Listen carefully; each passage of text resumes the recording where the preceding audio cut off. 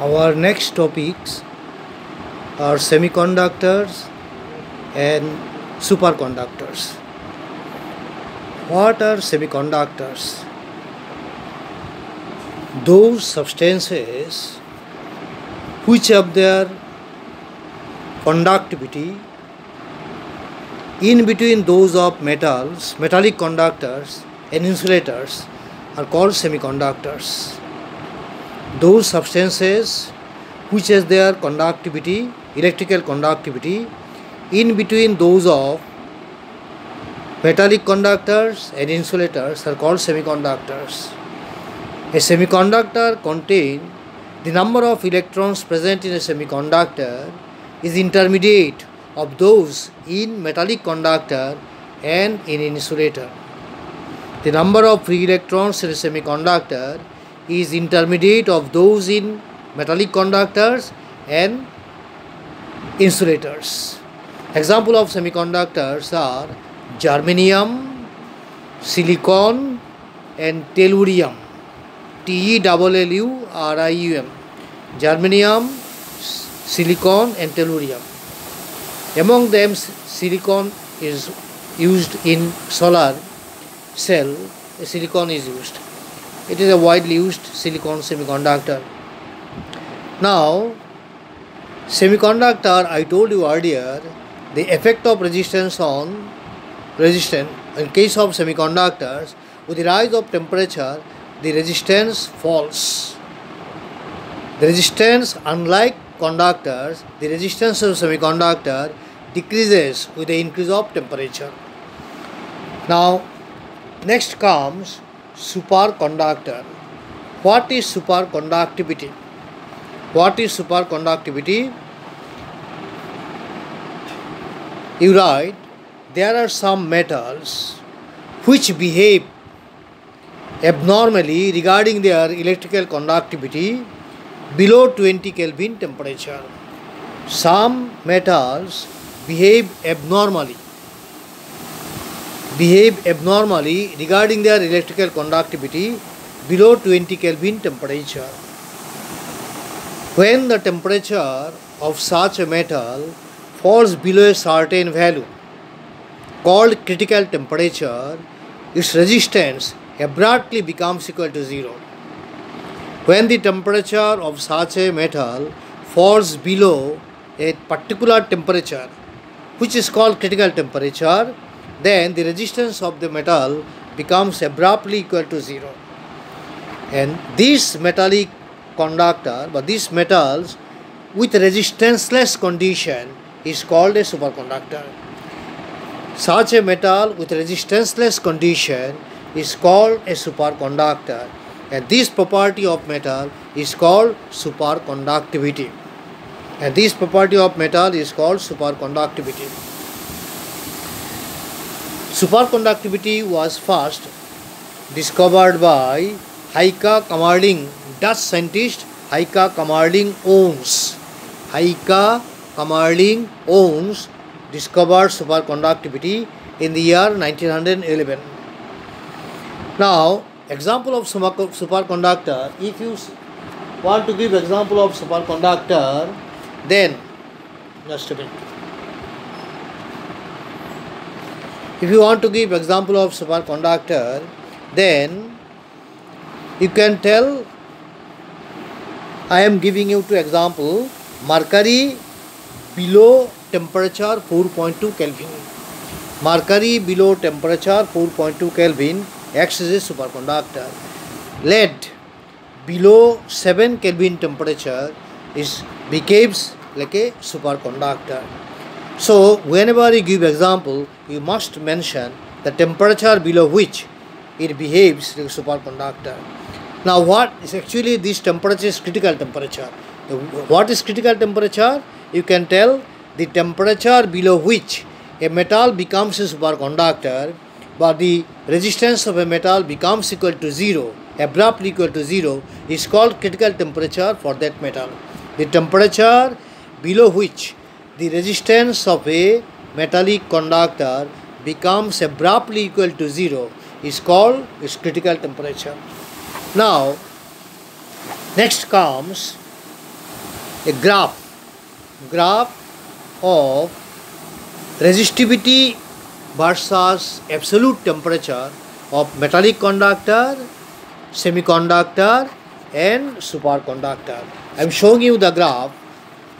Metallic conductor, I told you that in case of metallic conductor, the resistance increases with the rise of temperature. So here also resistivity increases with the rise of temperature. In case of semiconductor, the resistance decreases with the rise of temperature. So the resistivity also decreases with the rise of temperature. In case of superconductor, it will behave like a metallic conductor, but at one stage when the critical temperature is reached, the resistance becomes abruptly equal to zero. That is, the resistivity also becomes equal to zero. So I am showing you the diagram for metallic conductor at ordinary conductor. For ordinary conductor, this is the graph. You see, this is the graph. Resistivity 0 along y-axis and the temperature in Kelvin scale in along x-axis. So you see, resistivity increases with the rise of temperature. In case of semiconductor, this is the semiconductor. You see, the resistivity decreases with the rise of temperature. Here the absolute temperature in Kelvin scale, and this is the resistivity. So with the rise of temperature, the resistivity falls. It may not be a straight line, it may be curved line, but it can be written, it can be shown like this. The resistivity decreases with the rise of temperature. In case of semiconductor, you see the temperature is plotted in this along x-axis and resistivity along y-axis. You see, it is like an ordinary conductor, but at this temperature, this is critical temperature, the resistivity becomes abruptly equal to. Resistance becomes 0 means resistivity becomes 0. So resistivity becomes 0 at this temperature. So when the critical temperature, this is Tc. Tc means critical temperature. Tc means critical temperature. So we discussed this one. Next topic is combination of resistances. What is combination of resistances? What is its utility? When a number of resistances are used together in the same circuit, then the resistances are said to form a combination of resistances. I am telling you again, when a number of resistances, when two or more resistances are used simultaneously in a circuit, then these resistances together form a combination of resistances. Then what is the utility of combination of resistances? By combination of resistances, we can form bigger and smaller resistances. We can form both bigger resistance and we can also form smaller resistance just by combining the resistances in suitable manner. We will discuss it later. Now, while discussing the combination of resistances, one term comes that is called equivalent resistance. What is equivalent resistance of a combination of resistances? What is equivalent resistance of a combination of resistances? Equivalent resistance of a combination of resistances is that single resistance. I am telling the definition. Equivalent resistance of a combination of resistances is that single resistances. You write like this: equivalent resistances of a combination of resistances connected to a circuit is that single resistance which maintains the same current as with the combination for a given potential difference when the combination is replaced by that single resistance. I am telling you again, try to understand. A combination of equivalent resistance of a combination of resistances connected to a circuit is that single resistance which maintains the same current in the circuit for a given potential difference when the combination is replaced by that combination of resistances. By that single resistance. When the combination is replaced by that single resistance. This is called equivalent resistance of a combination of resistances. I think it is clear. So equivalent means it is equivalent to the combination. When the combination is replaced by their single resistance, the same current will be obtained in the circuit for a given potential difference. If the potential difference remains unaltered, then for that given potential difference, if the combination is replaced by that single resistance, then same current will flow through the circuit. In that case, that single resistance is called a combination of resistances. Equivalent resistance of that combination is called equivalent resistance of that combination. Now, there are two types of combination of resistances. These are series combination and parallel combination. What is series combination? Write the definition of series combination. If two or more resistances are connected end to end, one after another, in the form of a row, so that same current flows through each of them, then the combination is called series combination. I am repeating, if two or more resistances are connected end to end, that is one after another, end to end, one after another, in the form of a row, so that same current flows through each of them, then that combination is called series combination. Now, you have to find the equivalent resistance for a series combination. I told you the equivalent resistance is the single resistance. Suppose we are considering the determination of equivalent resistance is given in your book. You can follow the book. Just I am showing you how does it come, the equivalent resistance. This is a combination of resistances. You see, there are three resistances, R1, R2 and R3. They are connected in series. I told you two or more resistance, at least two, maximum any number. So, if two or more resistances are connected end to end, one after another, in the form of a row, you see, so R1, R2 and R3, they are connected in series in the form of a row, and the same current flows through each of them. Actually, one path is there, so current will remain same. So here A point given, the names of the points are given A, B, C and D. Potential at the point A is VA, potential at B is VB, potential at C is VC and potential at the point D is VD. And the current is I. You see I. So R1, R2, R3, these three resistances are connected in series.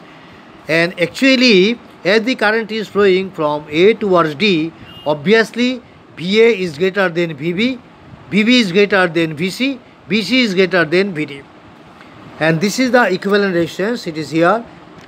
Across A and D, equivalent resistance is R. That is, when this combination is replaced across the points A and D, the same current I flow through the resistance. So R is the equivalent resistance of this combination of resistances R1, R2 and R3 in series. So this is the equivalent resistance. Now you see the potential difference across A and B is VA minus VB, here VB minus VC, here VC minus VD. So obviously by Ohm's law we can write VA minus VB is equal to I into R1, VB minus VC is equal to I into R2, VC minus VD is equal to I into R3. So you just add all of them. So VA minus VD is equal to I into R1 plus R2 plus R3. You see, again if we consider the equivalent resistance, here you see VA minus VD is equal to I into R. So here VA minus VD is equal to I into R1 plus R2 plus R3, and here V minus VD is equal to I into R. So the VA minus VD, here also VA minus VD, if we compare these two relations, we can write I into R is equal to I into R1 plus R2 plus R3. So in that case, R is equal to R1 plus R2 plus R3. Here R is the equivalent resistance, then this is the sum of the three resistances here. If there is three resistance, so R is equal to R1 plus R2 plus R3. Obviously, the equivalent resistance are is greater than R1 or greater than R2 or greater than R3. So thus by series combination we can form bigger resistance. I told you earlier the utility of combination. Here by series combination we can form bigger resistance, bigger than each of the resistances combination. So equivalent resistance of a series combination is greater than any resistance of the combination. Next come parallel combination. What is parallel combination? What is parallel combination? You write, if two or more resistances are placed parallelly side by side, if two or more resistances are placed parallelly side by side with their corresponding ends connected to two fixed points, if two or more resistances are placed parallelly side by side with their corresponding ends connected to two fixed points, so that the main current is distributed among each of them, among the resistances, so that the main current is distributed among the resistances, then that combination is called a parallel combination of resistances. I am telling you again, if two or more resistances are placed parallelly side by side with their two corresponding ends connected at two fixed points, so that the main current is distributed among them, then the combination is called a parallel combination of resistances. Now one thing you just try to understand is series combination. I told you, shown you earlier. Here PDs across the resistances are different. PD across R1, PD across R2, PD across R3 are different. But the current was same here across each of them. In case of parallel combination, this is parallel combination, resistances R1, R2 and R3. I am writing here R1, R2 and R3. R1, R2 and R3. So they are connected in parallel, you see. I told you here three resistances are connected in parallel. The corresponding ends are connected to fixed points A and B. PD potential difference at the point A is VA, potential at the point B is VB.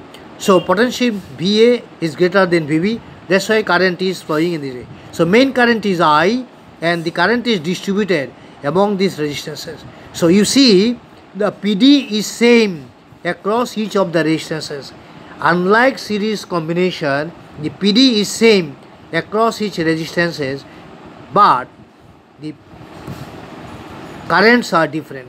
In case of series combination, current was same in each resistance. Here currents are different, I1, I2 and I3, and the values of I1, I2 and R3 will depend on the values of R1, R2 and R3.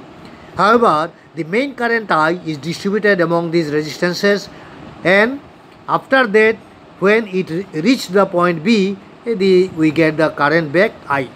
So this is the parallel combination. So in parallel combination, PD is same, currents are different. In series combination, PDs are different, current was same. Now the equivalent resistance, this is the equivalent resistance. Across the point A and B, the current resistance R is connected here. So here VA and say BB. VA and VB are there, current is I. So the combination is replaced by the single resistance and the same current, main current same.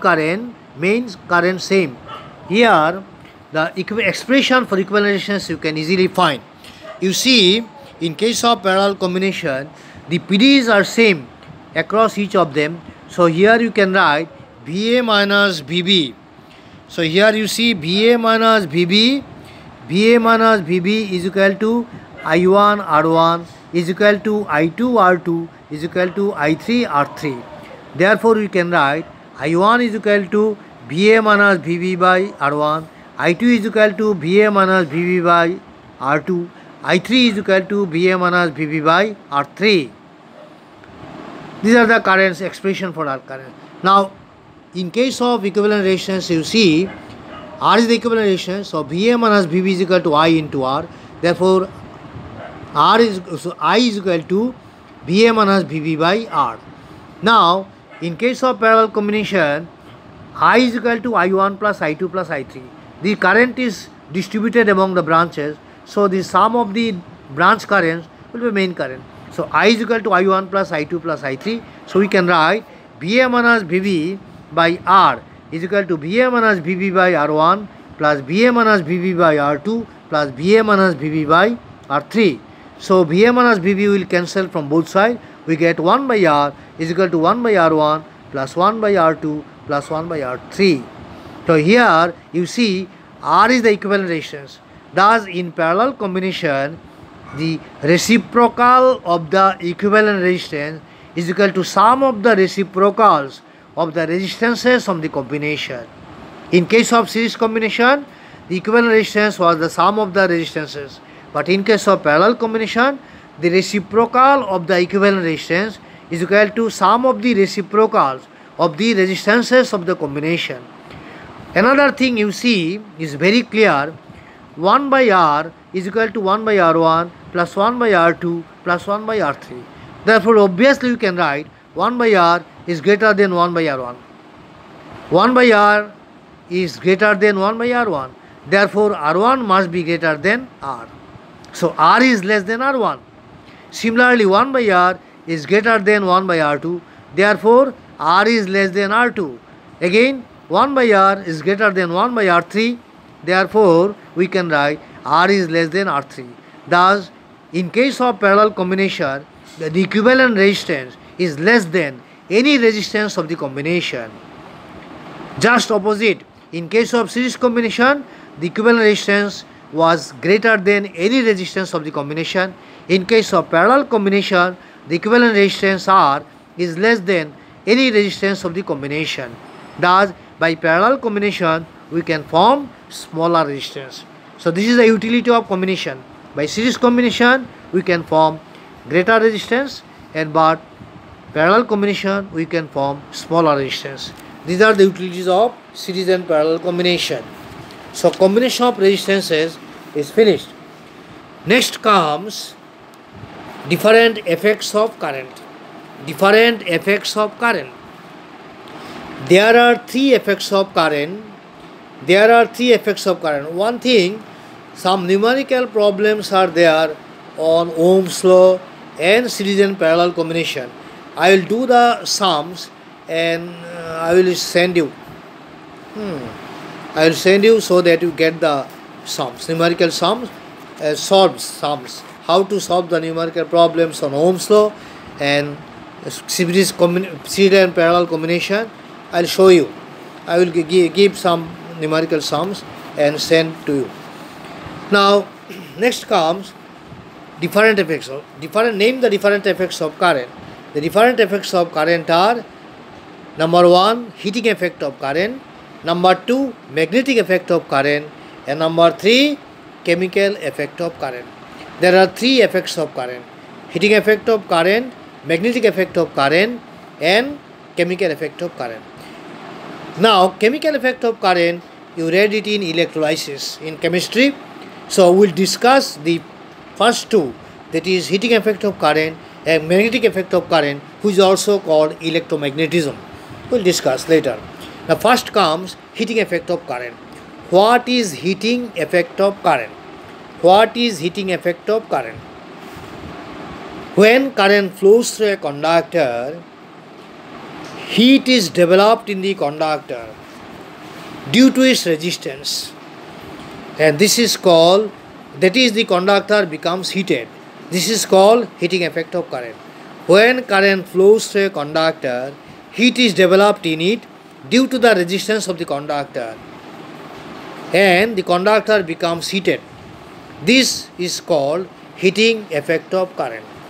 Now, the quantity of heat developed in a conductor due to flow of current depends on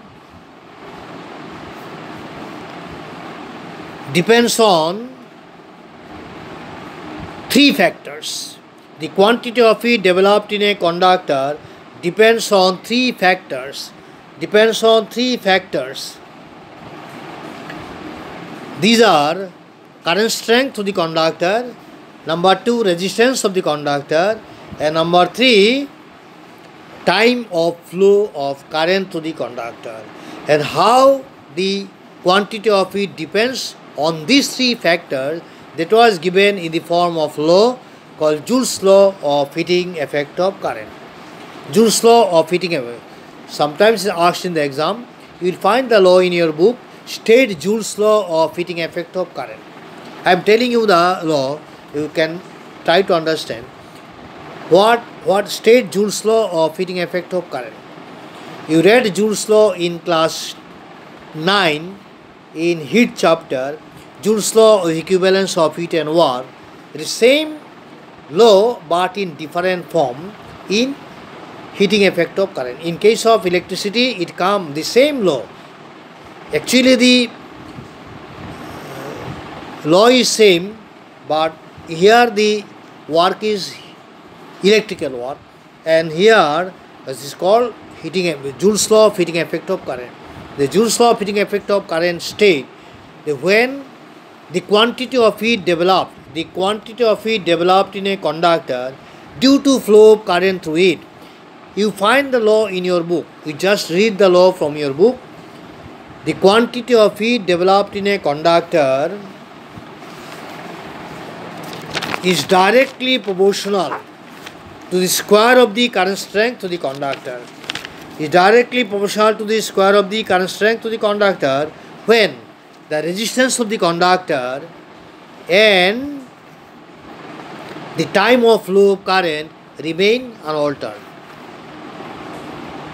The first law is called first sub-law. The quantity of heat developed in a conductor due to flow of current through it is directly proportional to the square of the current strength to the conductor when the resistance of the conductor at the time of flow of current remain unaltered. That is, if I be the current strength and H be the heat, then we can write first sub-law H is proportional to I square when the resistance R and time of flow of current T remain constant.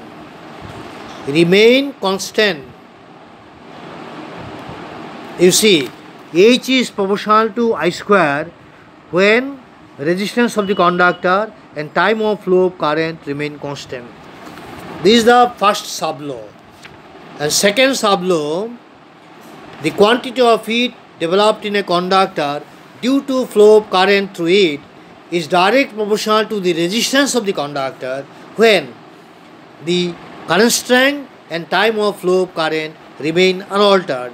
That is, H is proportional to R when I and T remain constant. I and T remain constant. H is proportional to R when I and T, current strength and time of flow of current remain constant. This is second sub-law. And third sub-law we can write the quantity of heat developed in a conductor due to flow of current through it is directly proportional to the time of flow of current through the conductor when the current strength and resistance remain unaltered. That is, H is proportional to T when I and R remain constant. When I and R remain constant. H is proportional to T, small t, time of flow of current, when current strength and resistance of the conductor remain unaltered. So these are the three sub-laws of Joule's law. But these three sub-laws can be stated together. So you can write also like this. I am just telling you, try to understand. The quantity of heat H developed in a conductor due to flow of current through it is directly proportional to, there you give number 1, the square of the current strength when the resistance and time of flow of current remain unaltered. That is, H is proportional to Y square when R and T remain unaltered. Number 2, directly proportional to the resistance of the conductor when current strength and time of flow of current remain unaltered. That is, H is proportional to R when I and T are constant. And directly proportional to, it is written, the time of flow of current through the conductor, that is H when current strength and resistance remain unaltered, that is H is proportional to T when I and R remain unaltered. Combining these three sub-laws, we can write H is proportional to, I am just showing you. Combining these sub-laws, we get H is proportional to I square RT. H is proportional to I square RT when I, R, T all vary. H is proportional to I square RT when I, R, T all vary. None is constant. Or we can write H is equal to I square RT by J. H is equal to I square RT by J, where J is a constant called Joule equivalent. Where J is a constant called Joule equivalent. So this is the mathematical form of Joule's law. H is equal to I square RT by J. Now one thing, if you tell the units H, I, R, T, if they are expressed in SI unit, then the heat will come in calorie when the value of J is written 4.2 joule per calorie. Actually value of J is 4.2 joule per calorie. 4.2 joule per calorie, and in SI system J is equal to 1 without any unit. So one thing, I is expressed in ampere, R is expressed in ohm, and T is expressed in second. Now H will come in calorie when you put the value of J as 4.2 joule per calorie in solving numerical problems, and H will come in joule when J is equal to 1. If you find the heat in joule, then you have to put the value of J is equal to 1, and if you want to find the heat in calorie, you have to put the value of J 4.2 joule per calorie. Here I is in ampere, R is in ohm, and T in second. It is important. Now another thing, we know B is equal to I into R by Ohm's law. B is equal to I into R. Therefore, Joule's law can also be written as H is equal to I square R square T by R into J. I am just showing you. That is B square into T by R into J.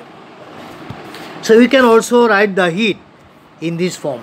So you see, B is equal to IR. Therefore, H is equal to I square R square T by RJ. You can write like this. That is B square T by RJ. The one thing I am writing this